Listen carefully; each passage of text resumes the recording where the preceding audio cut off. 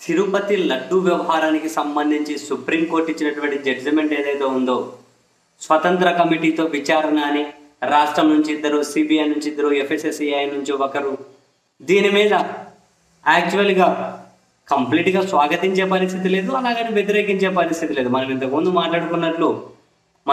మాట్లాడుకున్నట్లు ఒక రాష్ట్ర ముఖ్యమంత్రి ఎఫ్ఐఆర్ కూడా ఫైల్ చేయకుండా, ఒక రాష్ట్ర ముఖ్యమంత్రి శాస్త్రీయ ఆధారాలు లేకుండా ఏకంగా కోట్ల మంది నమ్మకానికి సంబంధించిన విషయంలో డైరెక్ట్ అలిగేషన్ వేసేసి యానిమల్ ఫ్యాట్ అని, ఇంకో ఉప ముఖ్యమంత్రి అనేటువంటి వచ్చి ఏకంగా బీఫ్ కలిసింది, పిగ్ ఫ్యాట్, కౌ ఫ్యాట్ అని నానా చెత్త వాగితే, దీని మీద సుప్రీంకోర్టుకి వెళ్తే మళ్ళీ విచారణ కమిటీలో రాష్ట్రానికి వెయిటేజ్ ఇవ్వడం ఏంటో నాకు అర్థం కాలేదు.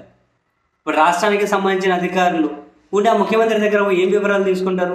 ఈ విచారణ మొదలు చంద్రబాబు నాయుడు గారి దగ్గర నుంచి మొదలవ్వాలి, విచారణ అక్కడి నుంచే మొదలవ్వాలి.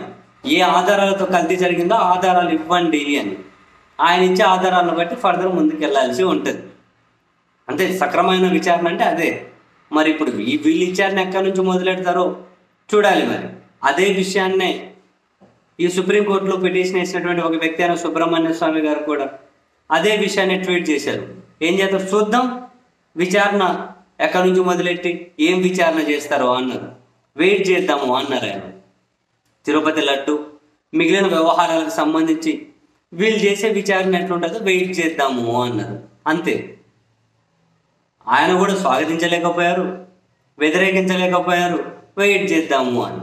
ఇక్కడ ఎవరికైనా మధ్యలో ఉన్న అబ్జెక్షన్ ఏంటి అని అంటే, రాష్ట్ర ముఖ్యమంత్రి అంత దారుణమైన వ్యాఖ్యలు చేసిన తర్వాత మళ్ళీ విచారణ కమిటీలో రాష్ట్ర ప్రభుత్వానికి వెయిటేజ్ ఇచ్చి దాన్ని స్వతంత్ర విచారణ అని చెప్పి, స్వతంత్ర కమిటీ అని చెప్పి ఎట్లా అంటారో నాకు అర్థం కావట్లేదు.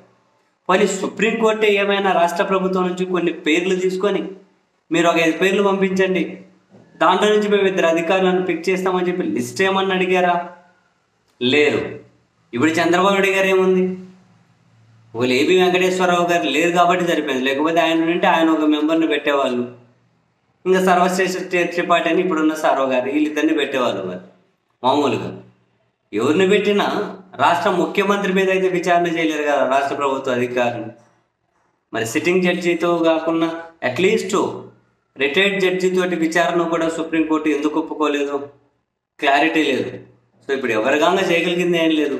సుబ్రహ్మణ్య స్వామి గారు అన్నట్లు చూద్దాం ఏం విచారణ చేస్తారో, ఆయన నిర్వేదంలో అన్నారు, లేకుంటే వీళ్ళు విచారణ ఎక్కడి నుంచో మొదలెడతారో చూద్దామని చెప్పి అన్నారు. విచారణ కమిటీలో ఎవరెవరు మెంబర్స్ వస్తారో చూద్దాం అనుకున్నారు, ఏమన్నారో తెలియదు. మనమే అంతకుముందు మాట్లాడుకుంది అదే కదా, చూద్దాం ఏం విచారణ చేస్తారో అని.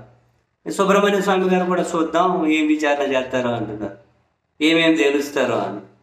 సరే ఫైనల్గా మనం చేసేది ఏముంది, చూద్దాం ఏం విచారణ చేస్తారు.